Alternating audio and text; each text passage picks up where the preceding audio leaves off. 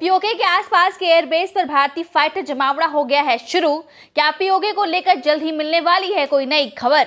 अग्नि 5 का परीक्षण करके भारत ने चीन में खतरनाक तबाही की लहर दौड़ा दी है, तो वहीं पाकिस्तान से पीओके को लेने के सभी ब्लूप्रिंट को भी तैयार कर लिया गया है।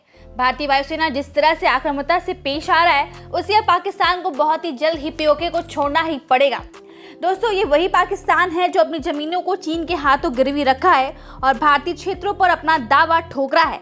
लेकिन अब जिस तरह के तेवर में भारत पहुंच गया है, उससे पाकिस्तान को पंगा लेना बहुत भारी पड़ने वाला है। खबरों के मुताबिक अब भारत पीओके को खाली कराने के लिए सैन्य कार्यवाही करने की तैयारी में जुट चुका है। भारत की ओर से पहले ही पाकिस्तान को अल्टीमेटम दे चुका है और जल्द से जल्द पाकिस्तान को पीओके खाली कर देना चाहिए। लेकिन भारत की बातों का पाकिस्तान ने कोई भी अहमियत नहीं दी है। अब भारत ने अपने आप को इतना शक्तिशाली कर लिया है कि अब पाकिस्तान को तबाह होने से कोई भी नहीं बचा पाएगा। पाकिस्तान को हर बार चीन और तुर्की ही बर्बाद होने से बचाते थे, लेकिन भारत ने पाकिस्तान पर हमले करने से पहले चीन और तुर्की को ही ठिकाने लगा दिया है। अब पाकिस्तान ही भारत का वो दुश्मन देश बचा है जिसे भारत ने अब अपनी नजरों में गड़ा लिया है। अब पाकिस्तान की छाती को छलनी करने के लिए भारत एलओसी बॉर्डर पर खतरनाक रूप सामने आया है। दरअसल पीओके पर एयर मार्शल का बहुत बड़ा बयान आया है, जिसके बाद इमरान खान के चेहरे पर चिंता की लकीरें खिंच गई हैं। बडगाम लैंडिंग के 75 साल पूरा होने पर फिर से पाक को इसकी औकात दिखाई गई है।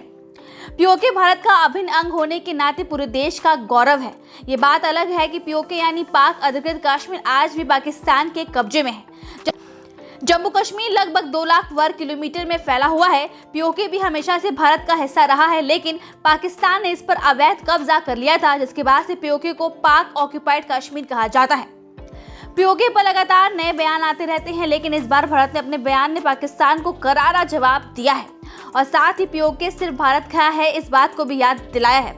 चलिए आपको भारत के वरिष्ठ नेता अमित देव के इस बड़े बयान के बारे में बताते हैं।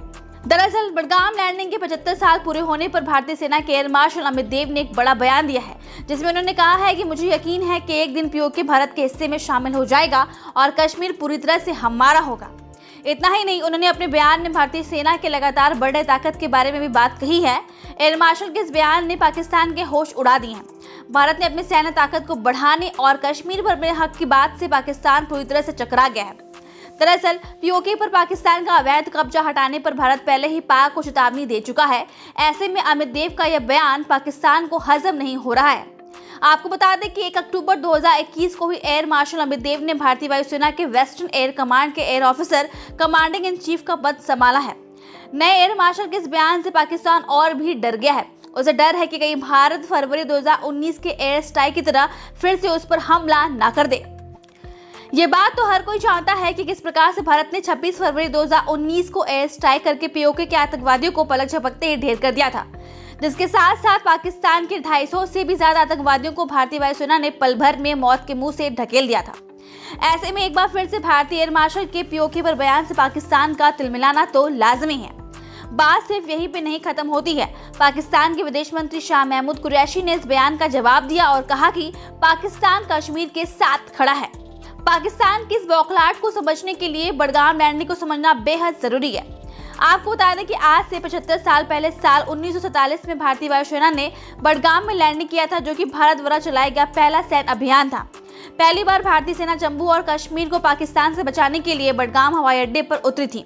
आइए समझते हैं कि बडगाम लैंडिंग की पूरी कहानी, जिसके 75 साल पूरे होने पर पाकिस्तान हड़बड़ाया है। दरअसल कश्मीर को धोखे से अपने कब्जे में करने के लिए 22 अक्टूबर 1947 को पाकिस्तान ने अपनी सेना के साथ मुजफ्फराबाद में हमला कर दिया था। हमले के 5 दिन के बाद पाकिस्तानी सेना श्रीनगर के पास पहुंच गई, जिसके बाद 27 अक्टूबर 1947 को भारतीय वायुसेना श्रीनगर पहुंची, जिसके साथ पाकिस्तानी आतंकवादियों को भगाने की जंग शुरू हुई। यह युद्ध लगभग 1.25 साल से आज भी चल रहा है। हालांकि 1.25 साल बाद युद्ध तो खत्म हो गया, लेकिन कश्मीर का एक मुख्य हिस्सा पाकिस्तान द्वारा कब्जा कर लिया गया। पाकिस्तानी कब्जे में कश्मीर के इस हिस्से को पीओके यानी पाकिस्तान ऑक्यूपाइड कश्मीर के नाम से जाना जाता है। ये बात तो हर कोई जानता है कि पीओके हमेशा से ही भारत का हिस्सा था। यहाँ तक कि ऑल इंडिया रेडियो और दूरदर्शन पर भी पीओके के मौसम की खबर बताई जाती है। इतना ही नहीं, जम्मू और कश्मीर के असेंबली में पीओके की सीटें भी हैं। इसके अलावा भारतीय संसद के पीओके को भारत का हिस्सा बताते हुए भारत में मिलाने की बात कह चुका है। क्या सच में पीओके पाकिस्तान का हिस्सा है? दरअसल साल 1947 में भारत लगभग 565 रियासतों में बटा हुआ है। देश की आजादी के बाद अंग्रेजों ने यहाँ की रियासतों को अपनी इच्छा अनुसार भारत और पाकिस्तान में से किसी भी देश को चुनने की आजादी दे दी थी। हालांकि इसके बाद लगभग 500 से अधिक रियासतों ने भारत में विलय कर लिया और बाकी के रियासत पाकिस्तान में मिल गए, जिसमें हैदराबाद, भोपाल के साथ साथ जम्मू और कश्मीर भी शामिल था। दरअसल 1935 में ब्रिटेन द्वारा गिलगित एजेंसी को 60 साल के लिए हिस्सा लीज पर दिया गया था।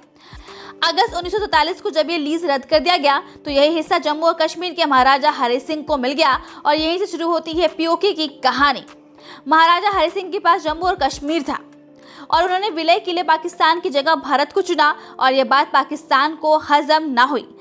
स्वर्ग के नाम से भी जाने जाने वाला कश्मीर जब पूरी तरह से भारत का हो गया तो पाकिस्तान ने जबरन कश्मीर के आधे हिस्से पर अवैध कब्जा कर लिया और पाक उस हिस्से को अपना अंग मानने लगा।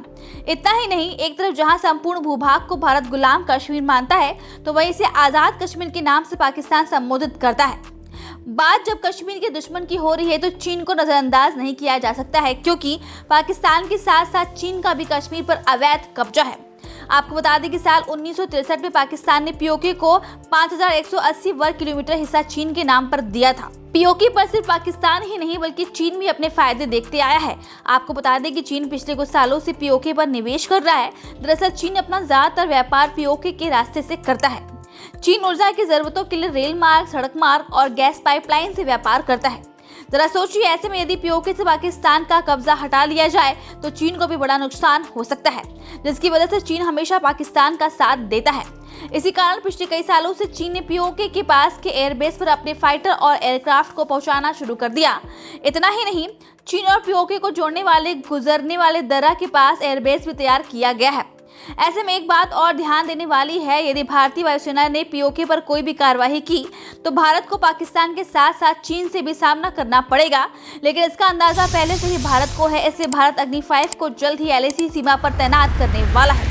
तो दोस्तों, इस वीडियो में इतना ही, लेकिन आप इस वीडियो को लाइक जरूर करें क्योंकि इस वीडियो को पाकिस्तान में अनलाइक कर दिया जाएगा। और आप जवानों के लिए कमेंट बॉक्स में जय हिंद जरूर लिखें।